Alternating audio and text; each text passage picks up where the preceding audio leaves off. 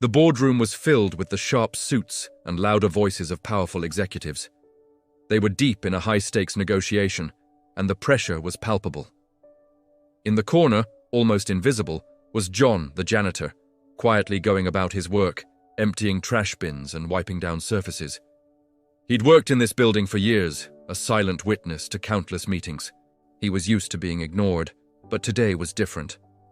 One of the executives, frustrated by a setback in the deal, scoffed loudly, "Can we get this illiterate janitor out of here? We're trying to close a multi-million-dollar deal."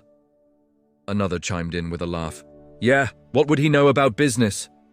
They treated him like a piece of furniture, not a person.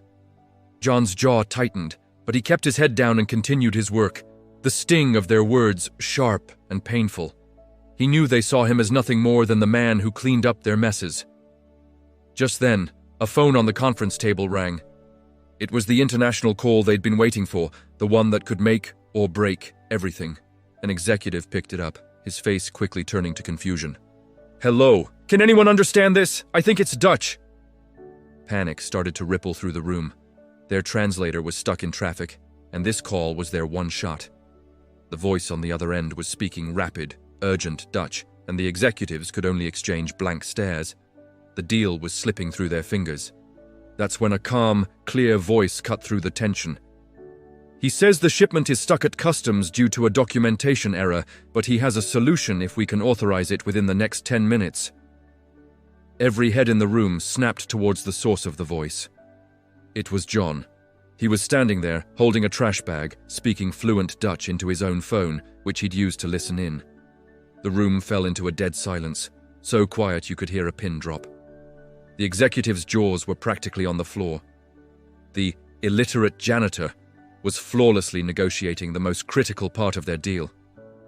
For the next 5 minutes, John relayed information back and forth, his voice confident and his translations precise. He navigated the complex logistics with an ease that left the so-called experts completely stunned. After he hung up, he looked at the executives, whose faces were a mixture of shock and shame. "The issue is resolved," he said simply. "The shipment will be released." He then picked up his cart and quietly walked out of the room, leaving behind a group of powerful men who had just been taught a powerful lesson. Never, ever judge a book by its cover. Thanks for watching.